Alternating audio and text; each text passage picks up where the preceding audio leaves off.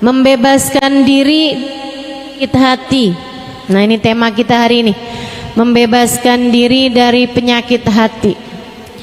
Bu, karena yang berpenyakit ini bukan cuman badan. Kita disebut manusia karena punya badan dan juga punya hati. Dan yang bisa kena sakit bukan cuman badan kita, Bu. Badan kalau sakit ujungnya cuman mati. Dan mati itu nggak pakai sakit, semua orang juga emang pasti. Orang hidup belum tentu sempat sekolah. Orang hidup belum tentu sempat nikah. Orang hidup belum tentu habis nikah dapat anak. Orang hidup muda belum tentu sampai tua. Tapi yang pasti semua orang hidup pasti merasakan mati. Badan tuh seapa-apanya sakit. Kalau sakit badan ujungnya cuman mati. Dan mati itu keharusan, keniscayaan sebagai seorang manusia. Masalahnya kalau sampai yang sakit bukan badan tapi hati. Bu, Dek, Nak, mau sebut ibu-ibu doang soalnya banyak adik-adiknya nih ntar ngiri. Jadi sekarang nih kayaknya mesti nyebut semua generasi nih.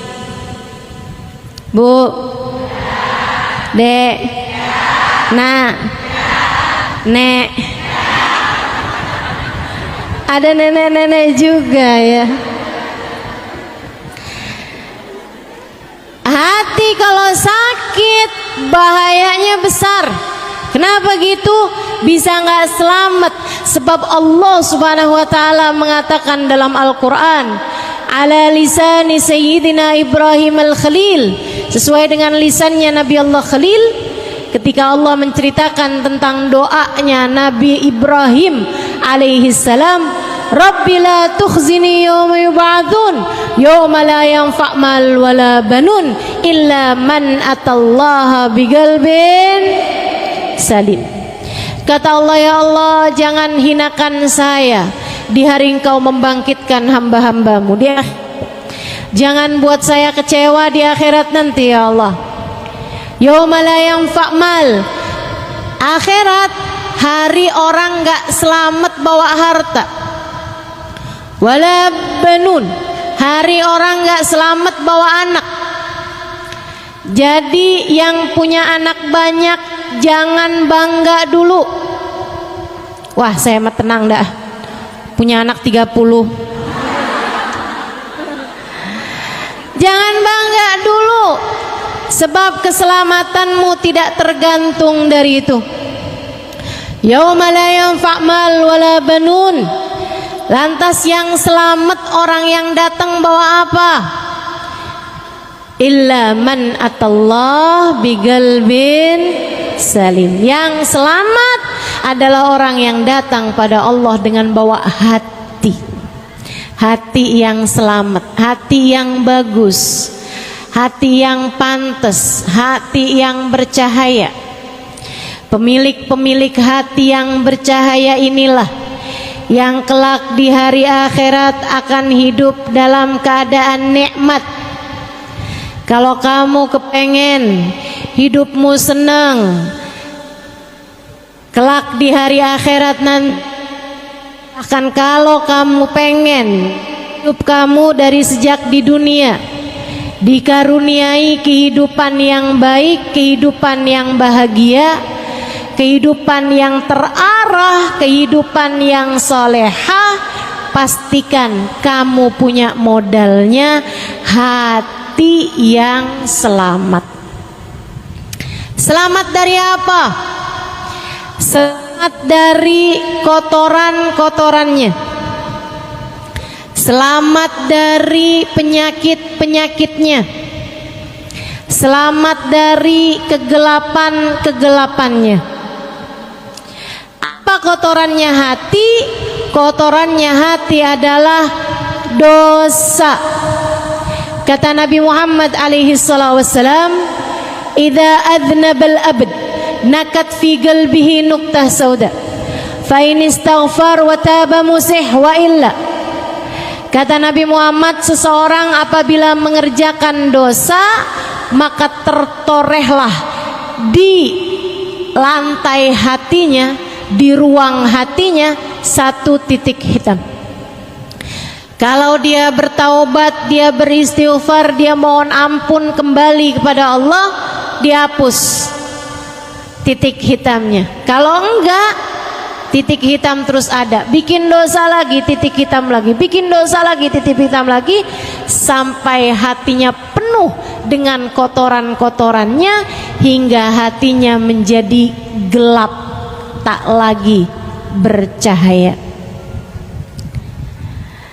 Nanti kalau hati udah banyak kotoran-kotorannya, hatinya jadi berpenyakit. Penyakitnya hati apa aja? Banyak. Imamul Haddad dalam kitabnya menyebutkan penyakit-penyakit hati paling berbahaya. Kata beliau, salah satu dari penyakit hati paling berbahaya namanya kibir, kesombongan.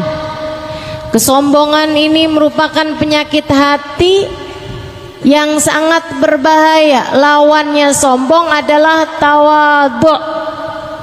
Sombong merasa diri lebih baik daripada orang lain.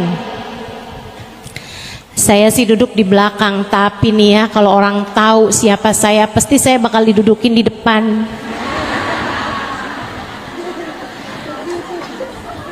Sebelahan mau ustazah, kalau perlu dipangku mau ustazah.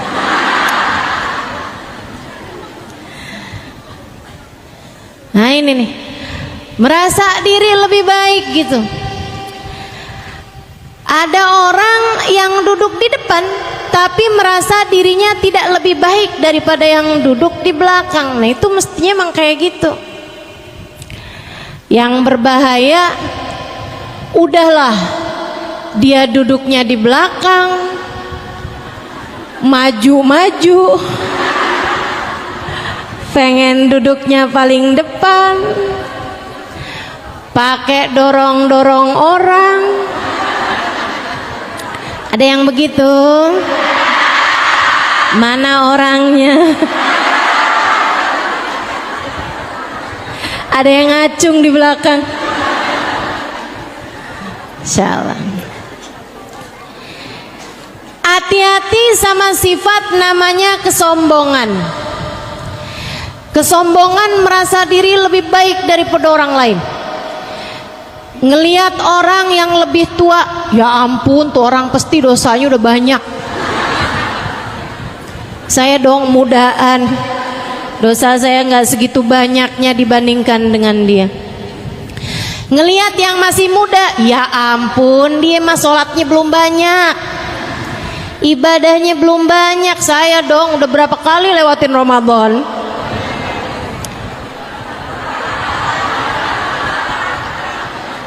Ngerasa diri lebih baik daripada yang muda-muda. Apalagi kalau ditambah saya haji bukan cuman sekali, halo. Jadi panggilannya udah bukan hajjah lagi tapi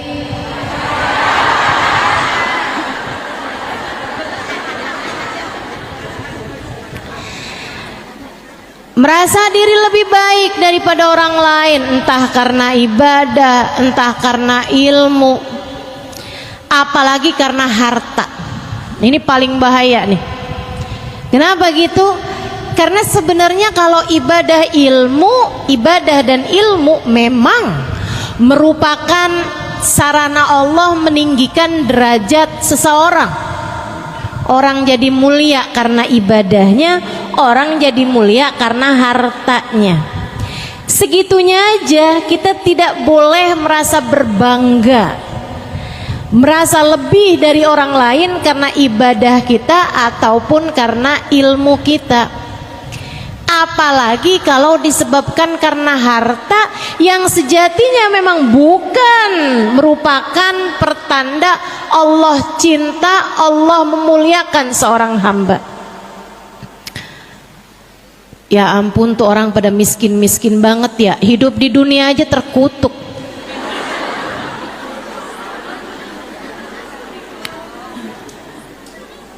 Ya ampun, hina banget sih tuh orang-orang pada buat makan aja susah. Duh, baru di dunia aja udah ditunjukin ya siapa orang mulia, maksudnya dia, dan siapa orang yang hina. Innalillahi. Kalau kamu dengan harta kekayaanmu merasa lebih mulia daripada mereka yang miskin, bisa jadi kalau kamu hidup di zamannya Nabi Musa, kamu akan menganggap Fir'aun lebih mulia daripada Nabi Musa, karena Fir'aun jauh lebih kaya daripada Nabi Musa. Hati-hati. Kalau kamu hidup di zamannya Nabi Muhammad, bisa jadi kamu akan menganggap Abu Lahab, Abu Jahal lebih mulia daripada Nabi Muhammad, karena memang secara harta kekayaan Abu Lahab, Abu Jahal lebih kaya daripada baginda kita Nabi besar Muhammad. Nyatanya tidak demikian.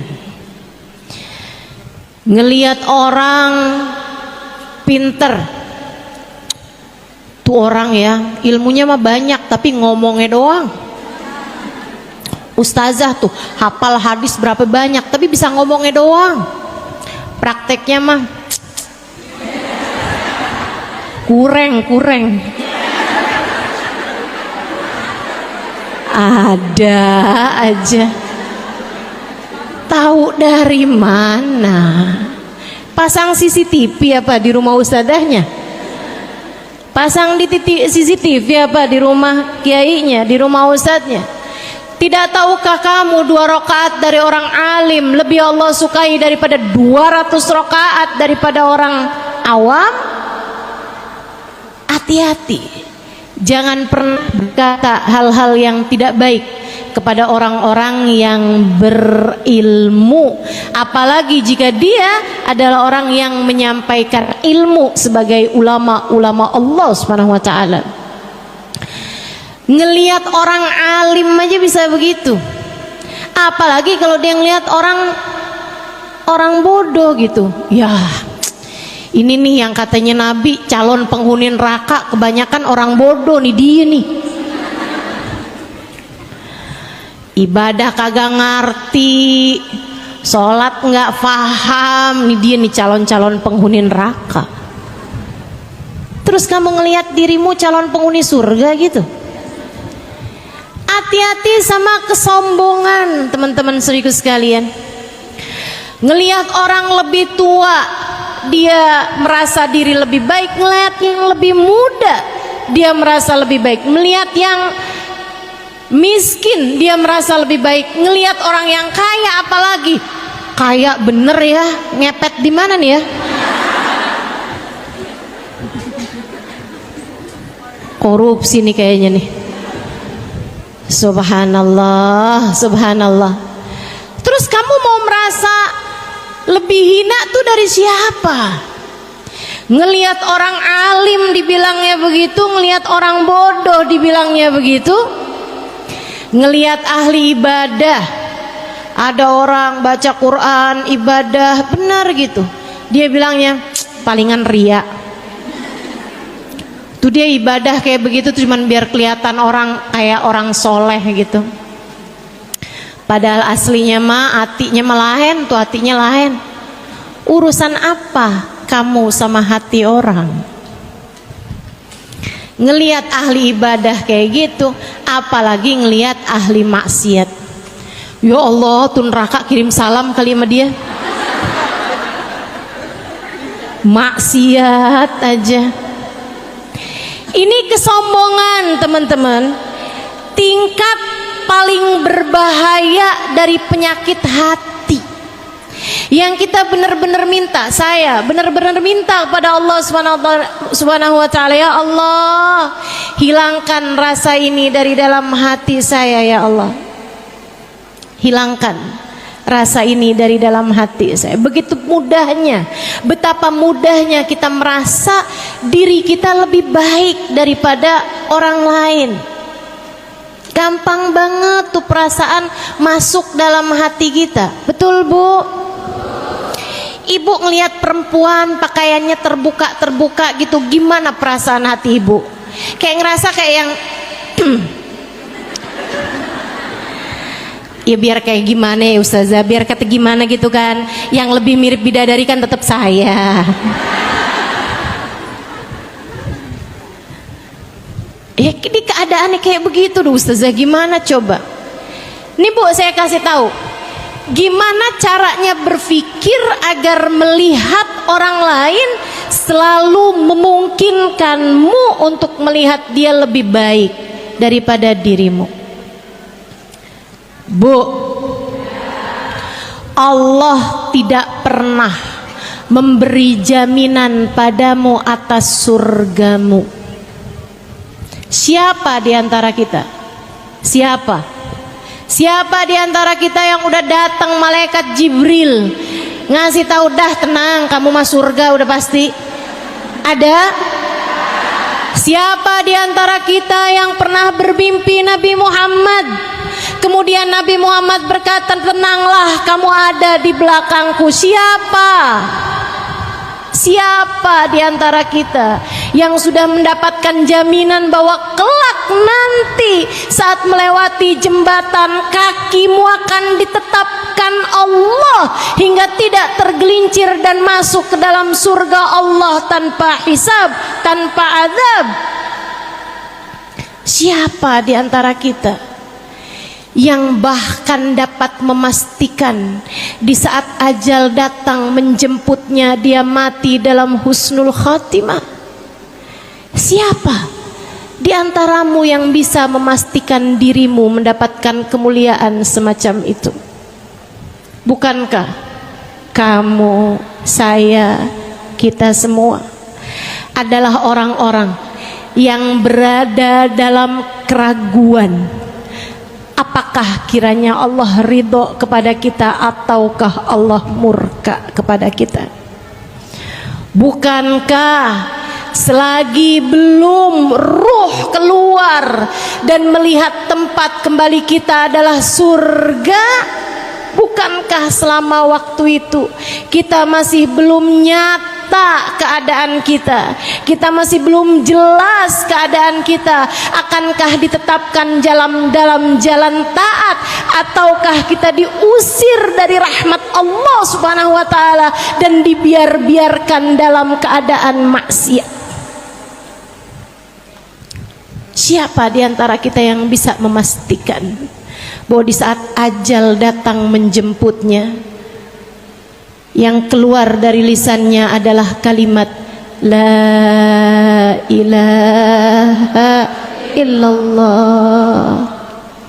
Siapa di antara kita yang dapat memastikannya? Saya, kamu, kita semua sama-sama mahkumin, sama-sama yang diberi putusan. Hakim tertingginya hanya satu, namanya Allah, yang telah mengatakan tentang dirinya, alaihissallahu biahkamil. Bukankah Allah adalah hakim yang seadil-adilnya? Bu, Dek, Allah tuh gak pernah wajib memasukkan kita ke dalam surga. Ini saya serem sih kalau lihat ini. Serem saya kalau ingat ini. Allah nggak pernah wajib memasukkan Halimah Ali terus dalam surga. Dan Allah bisa, kuasa untuk memasukkan saya ke dalam neraka. Sama, kamu juga gitu. Allah tidak wajib memasukkanmu ke dalam surga. Allah bisa, kuasa memasukkanmu ke dalam neraka. dan membuatmu menderita sehabis-habisnya atau bahkan selama-lamanya. Bisa apa kamu? Bisa apa kita?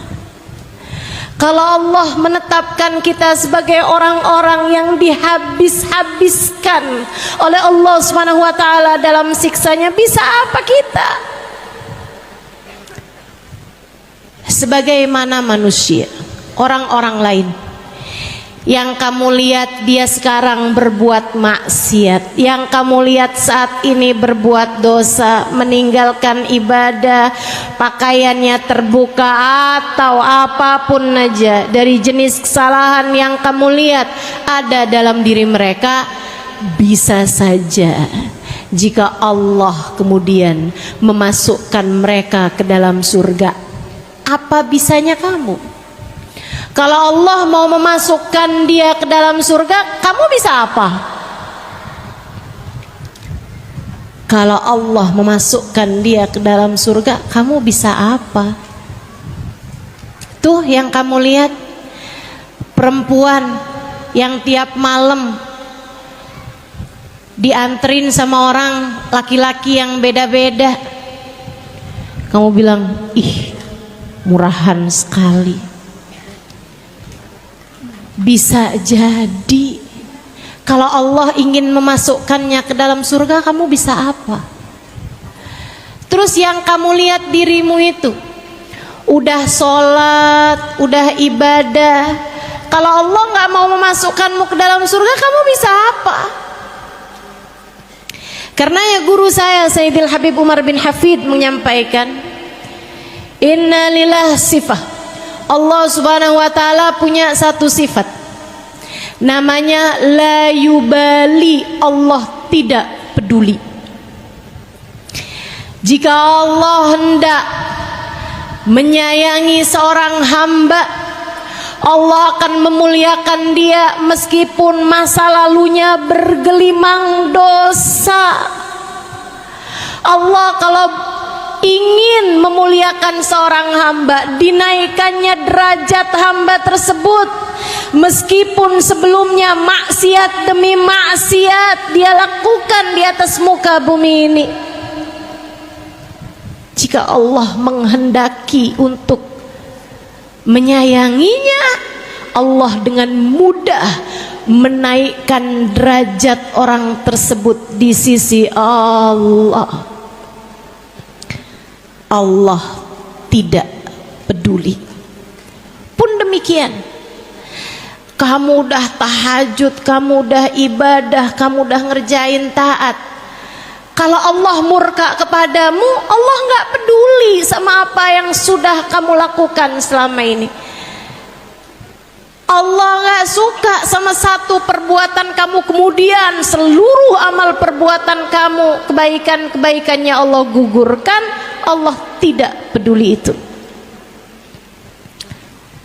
Makanya hati-hati sama sifat sombong. Tiap kali ngerasa diri, saya dong,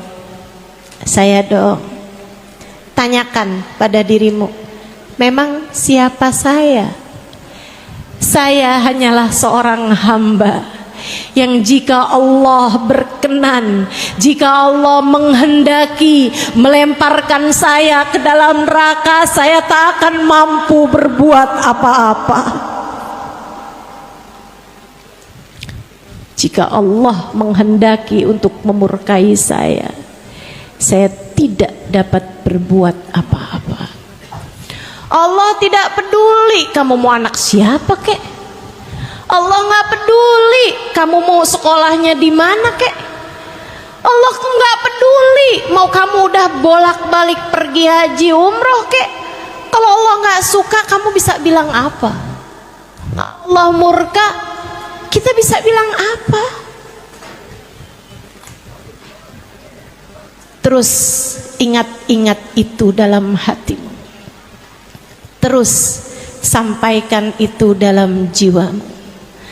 Mudah-mudahan dapat jadi obat dari kesombongan kita selama ini. Insya Allah. Teman-teman saudariku sekalian yang saya muliakan, dulu ada satu Hawari. Hawari itu kayak sahabat buat Nabi Muhammad. Ini punyanya Sayyidina Isa bin Maryam, Nabi Allah Isa. Jadi kalau orang dekat sama Nabi Muhammad, beriman kepada Nabi, namanya kan sahabat Nabi. Kalau sahabatnya Nabi Isa namanya Hawari, yang Allah ceritakan dalam Al-Quran, qalal hawariyuna nahnu ansarullah, itu ya, Hawari. Ada Hawari, jadi Hawari sahabatnya Nabi Isa, dekat sama Nabi Isa, sampai sama Allah karena dia dekat sama Nabi Isa, senang khidmat, senang taat sama Nabi Isa, Allah kasih kemuliaan. Kalau dia jalan ada awan naungin dia. Ini teman-teman, kamu kalau dengar kemuliaan semacam ini, jangan pernah doa minta dikasih kayak begitu. Nggak, ini saya serius, jangan ketawa. Saya serius nih ya. Kalau kamu dengar ada orang bisa tahu isi hati manusia, kamu jangan, ya Allah kasih dong saya kayak gitu ya Allah. Jangan. Kenapa gitu? Nah, kamu tuh nggak ada awan naungin di atas kamu aja, kamu bisa sombong. Gimana kalau jalan kemana-mana dinaungin awan? Kamu nggak tahu isi hati orang aja, kamu gampang mau suudzon sama orang lain. Gimana kalau kamu dikasih lihat isi hati orang? Makanya kalau saya sih, saya doa minta sama Allah, ya Allah, jangan sampaikan kepada saya selain kebaikan orang-orang ya Allah. Karena saya cukup sulit untuk menjaga hati agar tetap husnudzon, berbaik sangka. Jauh lebih mudah bagi saya agar tidak mendengar keburukan-keburukan tentang orang lain disampaikan kepada saya. Yang buruk-buruk dari orang jangan sampai dan nyampe ke telinga saya. Saudaraku sekalian yang saya muliakan, Hawari ini, sahabat Nabi Isa ini, kemana jalan awan naungin di atas dia. Satu hari dia lagi jalan di sebuah perkampungan, kemudian di ujung perkampungan tersebut ada gurun pasir. Saat melewati itu, dia sambil awan naungin di atasnya, dan dia jalan dalam keadaan terhormat, bajunya putih, pecinya putih, mukanya bercahaya, asar dari ibadah, asar dari zikir, bekas-bekas zikir kelihatan, bekas-bekas wudhu kelihatan dari wajahnya, dari tubuhnya, cahaya ibadah. Dia lagi jalan seperti itu, dia ngelewatin orang baru habis mabuk. Ini diceritakan Imam Ghazali, kalau saya nggak salah ingat ada di Minhajul Abidin. Dia pun ketika ngelewatin orang ini, orang mabuk, baru habis mabuk, kayak malam-malam tuh mabuk, terus tergeletak gitu aja di jalan, badannya kotor, bau mulutnya busuk, mukanya kotor, badannya bau, dia dalam keadaan terhina di tanah. Orang ini ketika lewat, dia menjauh, bukan karena takut dipukul, orang mabok kan namanya mabok ya, enggak gitu, tapi dia ngelihatnya, ih ahli maksiat, ih neraka nih orang ini nih, ahli maksiat bener-bener nih, ih jangan sampai dosa-dosa dia ntar nularin saya nih kan ahli taat, jalan deket-deket, jangan deket-deket nih, ntar saya kecipratan nih, kecipratan dosanya, kecipratan maksiatnya. Dia pun jalan agak jauh-jauhan gitu dari orang tersebut, menghindar. Si orang mabuk tadi ini, Dia kebangun gitu kan beberapa saat sebelum orang tadi lewat. Dia liatin dirinya, pusing kepalanya, bau badannya, lapar perutnya, pada sakit semua. Dia kemudian mikir, hidup gak enak banget ya. Emang nih kalau maksiat sama Allah nih kayak gini nih, hidupnya gak enak. Gara-gara jauh dari Allah nih kali ini ya, gak enak banget hidup saya nih. Kotor, terhina, lapar. Gak lama dia lihat orang tadi lewat di samping dia tuh. Dia bilang, tuh ahli taat, mukanya berseri-seri, badannya bersih, jalan dalam keadaan terhormat, awan pula naungin di atas dia. Enaknya jadi ahli taat kepada Allah. Saya nih jadi ahli maksiat, hinanya hidup saya. Dia kemudian duduk. Dia bilang, ya Allah, kalau saya balik kepadamu, Engkau terima enggak ya Allah? Terima kan ya Allah? Saya mau hidup taat aja ke jalanmu ya Allah. Ampuni dosa-dosa saya, jadikan saya ahli taat kepadamu ya Allah. Dia kemudian berdiri, saya pengen ibadah kepadamu ya Allah. Dia mikir ibadah apa yang paling dekat. Ya udah dah, dia menapaki tapakan-tapakan orang soleh yang ada di hadapan dia. Dia ikutin jalannya, dipas-pasin sama dia langkahannya orang tersebut. Ya Allah, sebagaimana Engkau telah menjadikan orang itu soleh yang ada di hadapan saya juga minta dong ya Allah dijadikan orang soleh seperti dia ya Allah. Sebagaimana Engkau memandangnya dengan pandangan penuh keridhaan-Mu ya Allah, pandang saya juga dengan pandangan keridhaan-Mu ya Allah. Muliain saya ya Allah dunia akhirat, dosa-dosa saya ya Allah. Dia jalan ngikutin langkahannya orang soleh tadi, Hawari tadi itu. Si Hawari noleh ke belakang, lah ngapain dia ngikutin saya? Ih, dia ngikutin saya nih kan, ntar saya ketularan sama dosa-dosanya, ntar saya jadi akhirnya jadi orang kayak dia juga. Ih, amit-amit, amit-amit. Ngapain situ orang ngikutin saya? Dia terus mempercepat langkahnya.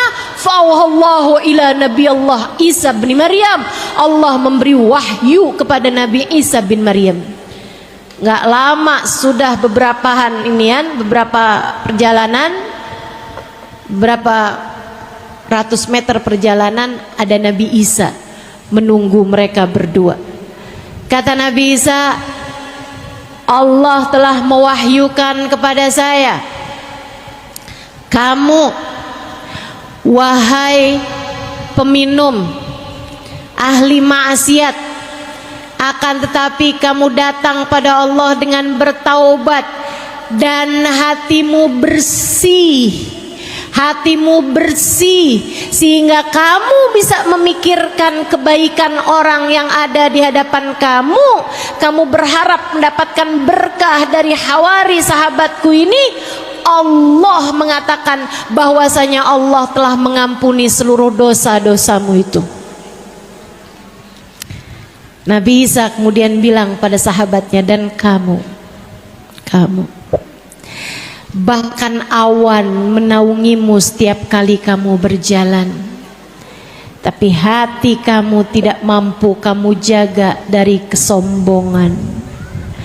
Kamu merasa diri lebih baik dari laki-laki pemabuk ini, padahal dia telah kembali ke jalan Allah. Allah telah mewahyukan kepadaku bahwasanya Allah telah menggugurkan semua kebaikan-kebaikan dan pahala-pahala kamu.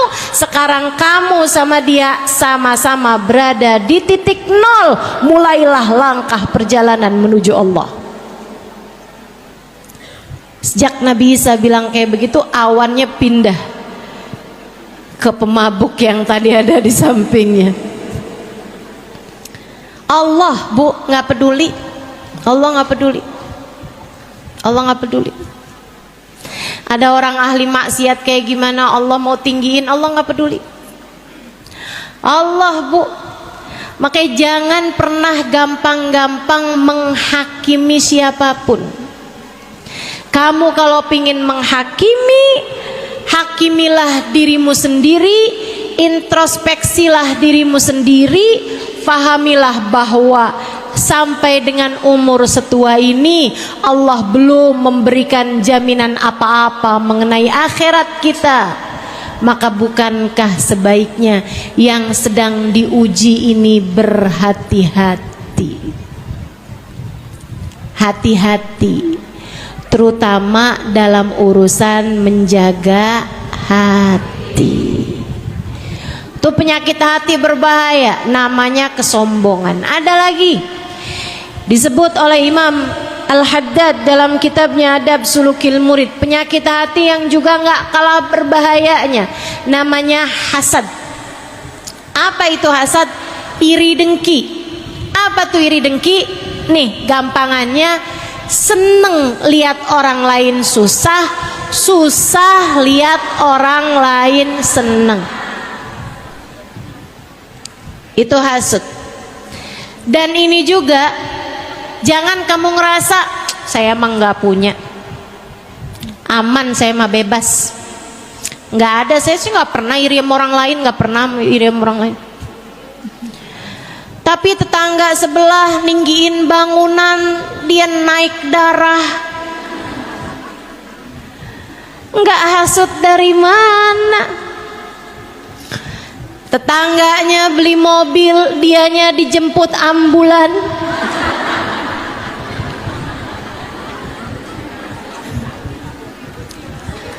Ada anak tetangganya dilamar bolak-balik, sementara anaknya sendiri udah masuk umur tapi belum datang-datang juga jodohnya. Hatinya kalang kabut, mikir nih jangan-jangan dia guna-guna. Hatimu berpenyakit, segeralah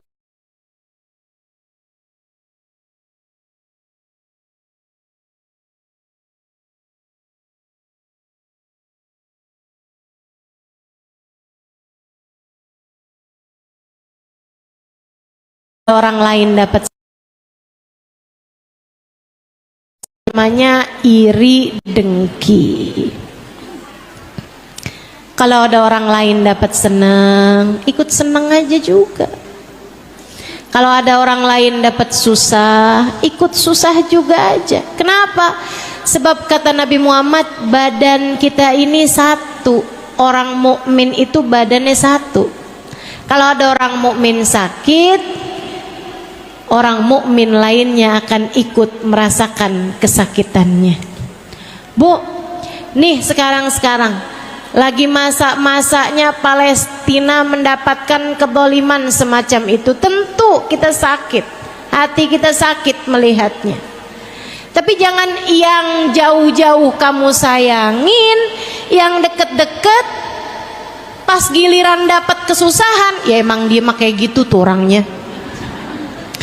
Ada tetangga perempuan kecelakaan, ketabrakan mobil, dia mah kayak gitu, emang nggak nurut melakinya, pantes. Yang jauh-jauh dapat kemalangan bisa kamu sayangin, kenapa yang di dekat-dekat kamu malah kamu syukurin? Hatimu jangan biarkan ia dipenuhi dengan hasad, dengan rasa iri dan dengki. Mudah-mudahan Allah selamatkan kita semuanya. Tapi gimana ya Ustazah, ada tuh orang yang hati saya tuh kayak nggak pernah biasa aja gitu. Kalau yang lain sih nggak apa-apa nih, tapi kalau sama dia tuh emang kayaknya dianya juga emang suka kayak gitu sama saya Ustazah. Jadi saya juga akhirnya kayak gitu sama dia juga tuh. Saya pokoknya kalau dia dapat kesenangan saya kesel aja gitu. Kesel aja saya Ustazah. Gimana cara ngobatinnya? Kamu harus tahu dulu bahwa itu sesuatu hal yang sangat merusak agamamu. Al-hasad haliqatuddin. Kata Nabi Muhammad, sifat hasad itu adalah pencukur agama. Kayak rambut nih gondrong, kena cukur langsung botak. Iman kamu, agama kamu kayak begitu. Katanya Nabi Muhammad dalam hadis yang lain, al-hasad ya'kulul hasanat kama ya'kulun narul hatab. Hasud makanin kebaikan kayak api memakan kayu bakar. Kamu ibadah sehari, kena hasud sekali, habis ibadahmu sehari itu. Bahkan kadang-kadang ibadah seminggu, habis kena hasud sekali. Kadang-kadang ibadah sebulan, habis kena hasud sekali.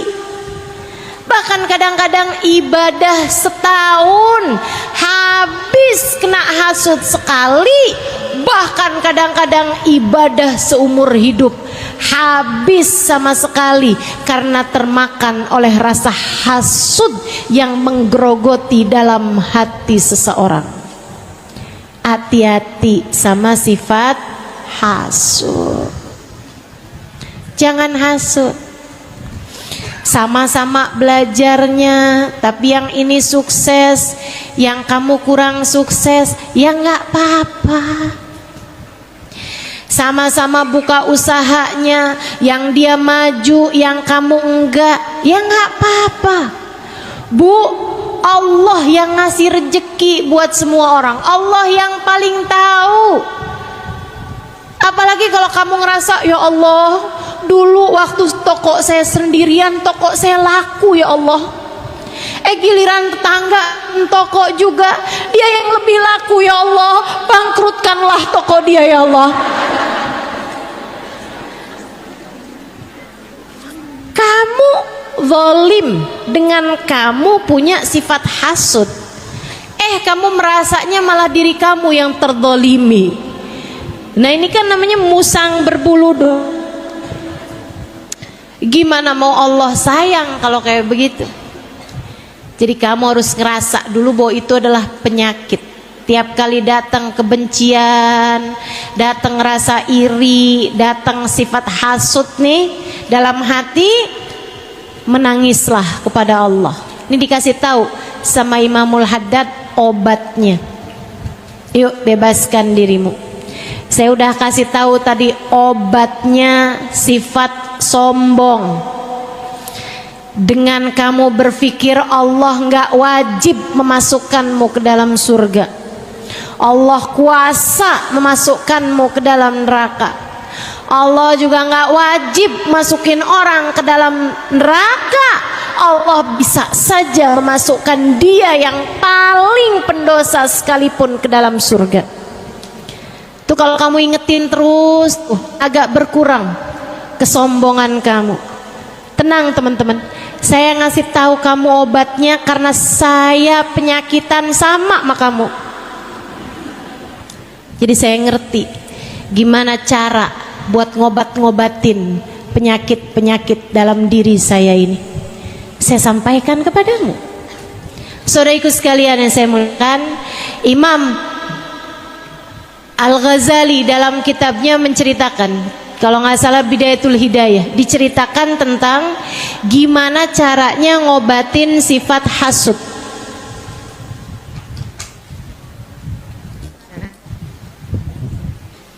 Ya, kita akan berhenti sejenak, mau adzan, nanti habis selesai adzan kita lanjutkan kembali.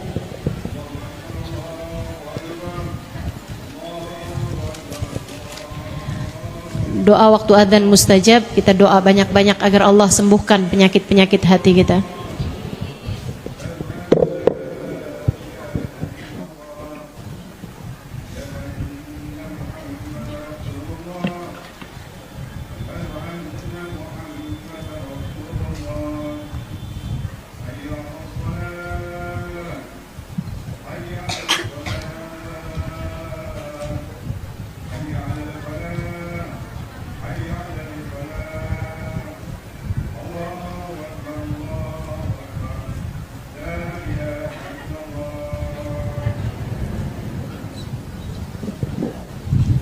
La ilaha illallah, alhamdulillahil alamin. Allahumma shalli ala sayyidina Muhammad wa ala ali sayyidina Muhammad. Allahumma rabb hadhihi ad-da'wati at-tammah wassalatil qa'imah hati sayyidina Muhammadin al-wasilah wal fadilah wa syaraf wad darajatil aliyah rafi'ah ba'atul maqamal mahmud alladhi wa'attah innaka la tukhliful mi'ad ya arhamar rahimin.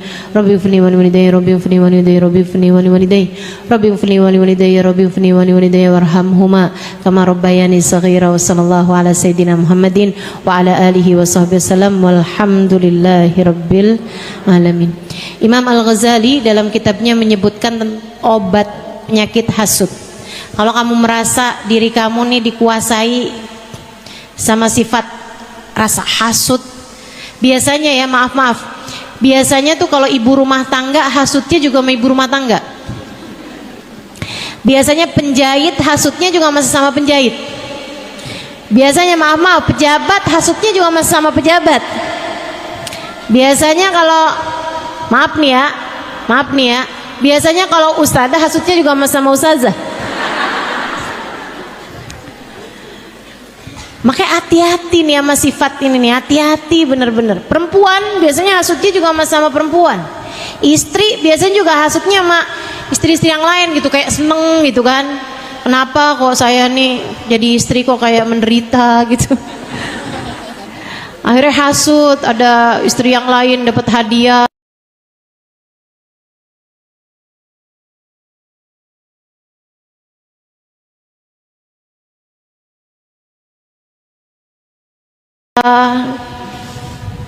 Mudah-mudahan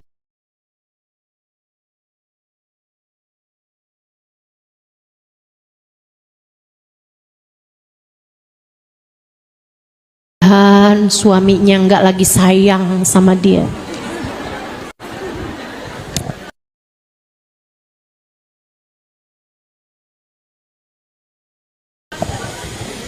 Hati-hati. Ini juga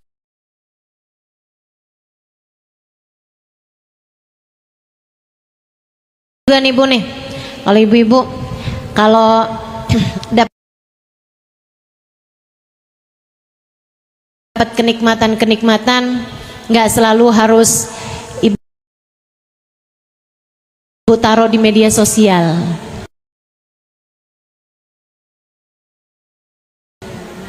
Ya Bu,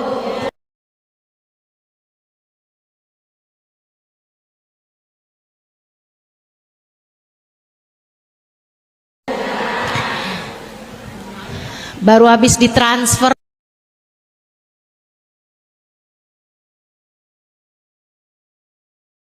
sama suaminya di foto. Terima kasih Beb.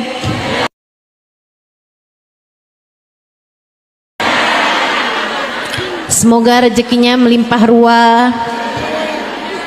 Habis itu taruh di bawahnya rezeki istri solehah.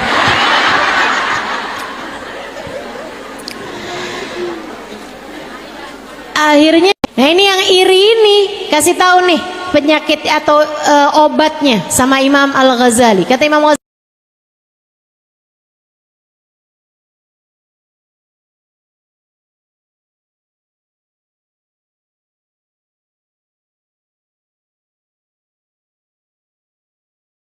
kamu dilanda dengan perasaan iri sama orang tersebut saat kamu sujud, terutamanya saat sholat malam, terutamanya kamu bilang, minta sama Allah dalam hatimu, ya Allah tambahkan rezeki orang itu ya Allah, tambahkan kekayaannya ya Allah, tambahkan terus kekayaannya ya Allah. Tuh hati kayak nggak terima, dia dikasih segitu aja kita udah kesel, apalagi ditambahin.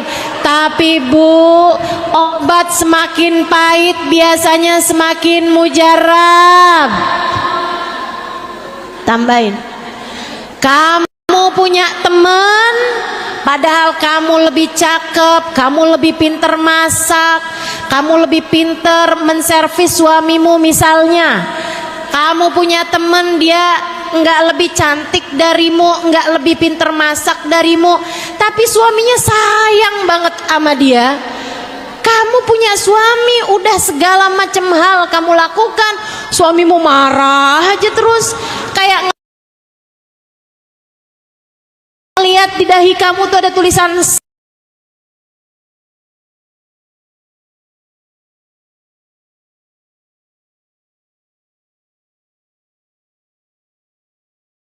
salah.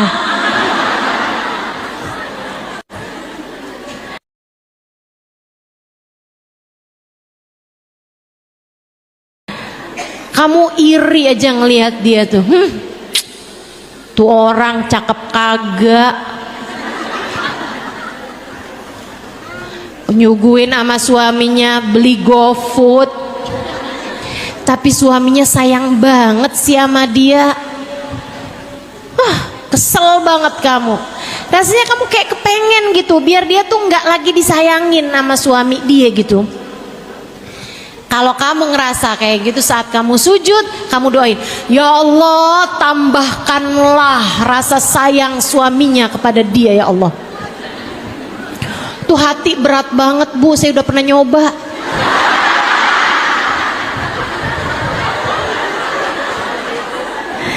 Tapi kan emang ya, dokter itu yang bisa ngobatin yang pernah punya sakit yang sama. Jadi insya Allah jadi obat buat semuanya. Coba kerjain, coba kerjain, coba kerjain. Tiap kali rasa benci dalam hatimu menguasaimu, doakan orang tersebut biar dapat segala kebaikan, dapat segala kebaikan, dapat segala kebaikan. Dan saya ngelihat orang nggak belajar tapi cerdas banget sih. Hati saya rasanya yang saya harus belajar banyak nih biar bisa ngerti gitu kan. Saat saya lagi sujud saya doain, ya Allah tambahkan kecerdasannya ya Allah, tambahkan ilmunya ya Allah, bukakan padanya ilmu ladunimu ya Allah. Pelan-pelan rasanya jadi hilang, pelan-pelan rasanya jadi hilang. Malah kalau kamu bisa lagi deketin, datengin orang itu. Hati nih rasanya, kita kan kalau lagi sebelah sama orang, Bu jangan kata kita suruh deketin, ngeliatin mukanya aja ogah. Betul. Sebut namanya aja. Si itu siapa? Si itu. Sampai nyebut namanya aja nggak mau. Nih obatnya nih, kalau kamu lagi sebel sama orang, benci sama orang, hasut sama orang, datengin, salamin, pelukin, bilang sama dia, saya sayang sama kamu. Hilang, setannya hilang, setannya hilang, percaya saya setannya hilang. Obat tuh emang berawanan, Bu.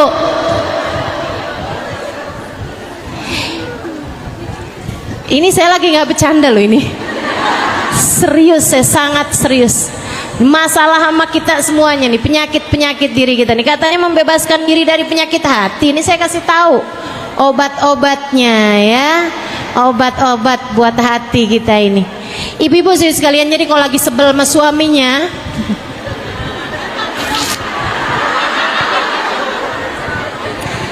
minta maaf, deketin, puji dia. Enek-enek deh, tapi kerjain aja. Iya, kerjain. Biar setannya nggak kelamaan menguasai dirimu itu. Biar setannya nggak kelamaan menguasai diri kita. Insya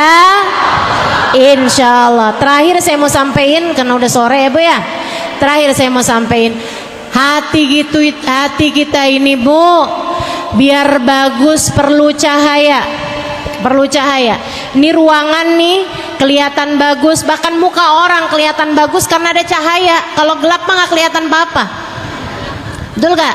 Nih bunga-bunga nih kelihatan cakep karena ada cahaya, ibu-ibu sekalian. Ini backdrop kelihatan, semuanya kelihatan karena ada cahaya. Begitu nggak ada cahaya sama sekali, udah semuanya gelap aja, nggak kelihatan yang mana yang hidungnya mancung, yang mana yang alisnya disulam, yang mana nggak kelihatan tuh, nggak kelihatan. Ibu-ibu sekalian, hati juga biar indahnya kelihatan, biar cakepnya hatimu kelihatan, biar cakepnya iman dalam dirimu kelihatan, harus ada cahayanya. Iman tuh cakep Bu, keyakinan kita kepada Allah tuh cakep. Islam kita ini bikin kita cakep hatinya, cuman seringkali nggak kelihatan karena nggak ada cahaya. Ibu, saya kasih tahu cahayanya hati, Bu. Cahayanya hati itu Allahu nurus samawati wal ard. Allah lah cahaya bagi langit dan bumi. Kamu kalau kepengen hatimu bercahaya, taruh Allah dalam hatimu. Ingat terus sama Allah. Ingat terus kamu hamba Allah, Allah Tuhan kamu. Ingat terus Allah lagi liatin kamu dimanapun kamu berada. Allah yang punya kuasa. Allah, Allah, Allah. Allahu nadhiri, Allah lihat saya. Allahu syahidi, Allah mengawasi saya. Allahu ma'i, Allah bersama saya. Allahu qaribun minni, Allah dekat dengan saya. Terus ingetin diri, terus ingetin diri. Allahumma anta rabbi, la ilaha illa anta khalaqtani wa ana abduka wa ana ala ahdika wa wa'dika mastata'tu a'udzu bika min syarri ma sana'tu abu'u laka bi ni'matika alayya wa abu'u bi dhanbi faghfirli fa innahu la yaghfiru dzunuba. Ya Allah, Engkau Tuhanku, aku hambamu. Allah manta rabbi, la ilaha illa anta, tidak ada Tuhan kecuali Engkau. Khalaqtani, Engkau telah menciptakan aku. Fa ana abduk, maka aku adalah hambamu. Wa ana ala ahdika wa wa'dika mastata'tu, aku berada dalam perjanjian dan berusaha taat kepadamu semampu aku. Abu'u laka bi ni'matika alayya, Engkau selalu datang padaku dengan membawa kenikmatan-kenikmatan yang tak terbilang. Wa abu'u bidambi, sementara aku datang padamu dengan kemaksiatan-kemaksiatan dan dosa-dosa yang tak henti-hentinya.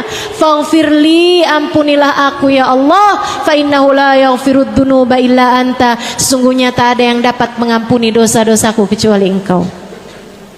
Terus ingat Allah, ingat Allah, ingat Allah, jadi cahaya. Dan yang terakhir, kalau pengen hatimu bercahaya, dekati manusia yang dikasih Allah cahaya paling berkilau, namanya Sayyiduna Muhammad.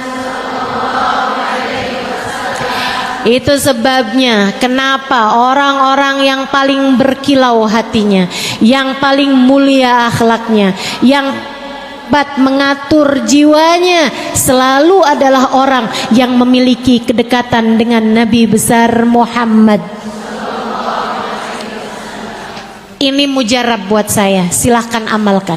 Kalau kamu sedang merasa tidak mampu menguasai hati, kamu lagi kepengen ngomel-ngomel, kepengen marah-marah, kamu lagi dilanda perasaan, anak kamu nih pengen kamu remes, kamu balikin lagi ke perut. Kamu kalau lagi ngerasa nggak mampu nata hati, dilanda kecemburuan terhadap suami misalnya gitu, atau dilanda rasa kesel, rasa marah terhadap siapapun, saudaramu, temanmu atau siapapun, ketidakmampuanmu menjaga hati karena kurangnya cahaya di dalam hatimu, cepet cari. Istilah HP nih, baterai kamu nih udah bener-bener low, udah hampir mati nih, buruan dicas.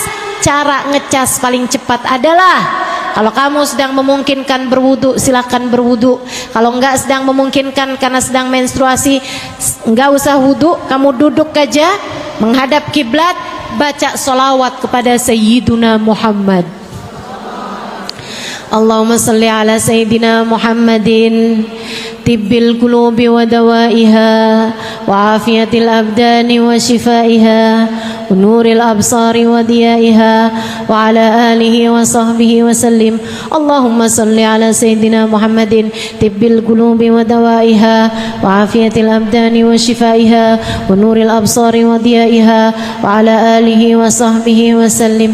Sambil kamu bilang, ya Allah, salawatkanlah, sampaikanlah salawat salammu kepada Nabi Muhammad. Jadikanlah obat bagi hati saya ya Allah, jadikanlah obat bagi badan saya ya Allah, bagikanlah obat bagi cara berpikir saya, cara melihat saya. Salawat saya kepada Nabi Muhammad jadikanlah obat untuk segala macam penyakit bohir batin saya. Saya minta kepadamu ya Allah, jadikanlah salawat saya kepada Nabi Muhammad sebagai caramu untuk membersihkan hati saya, menerangi hati saya, menjadikan hati saya hati yang selamat. Terus baca salawat, liatin, nanti tuh pelan akan semakin tambah lebih mudah mengolah emosi kamu. Makanya buat ibu-ibu juga yang punya anak suka ngambekan, yang punya anak suka tantrum, ajarin baca sholawat, bikin hati anak jadi adem ya Bu. Anak ya Bu, bukan suami. Kalau suami rada repot, pas dia lagi marah-marah Allahumma sholli ala, agak repot ya. Apaan sih gitu nanti ya. Bismillah, insya Allah mudah-mudahan kita udah pelajari nih sampah-sampahnya hati. Kita berusaha untuk selalu bertaubat pada Allah Subhanahu wa taala atas segala dosa-dosa kita yang telah lalu. Penyakit-penyakitnya hati tadi udah saya sebutkan beberapa diantaranya yang paling sering mengenai hati-hati kita. Kemudian yang terakhirnya juga saya udah kasih tahu kepadamu bagaimana cara mencahai hati. Semoga menjadi ilmu yang bermanfaat buat semuanya insyaallah, menjadikan kita orang-orang yang terbebas dari penyakit-penyakitnya hati. Mudah-mudahan bisa diamalkan walaupun hanya sedikit ini ya. Mudah-mudahan bisa diamalkan ala hadhihin niyah wa bikulli niyatin salihah jami'ah syamilah. Annallaha yunawwir qulubana wa qalibana ma'al huda wat tuqa wal afaf wal ghina war ridha wal yaqin yaftah alaina futuhal arifin yakhtim lana bil husna wa huwa radin anna fi watwin wa afiyah wa ila hadratin Nabi Muhammad sallallahu alaihi wa ala alihi wa sahbihi wasallam. Al-Fatihah.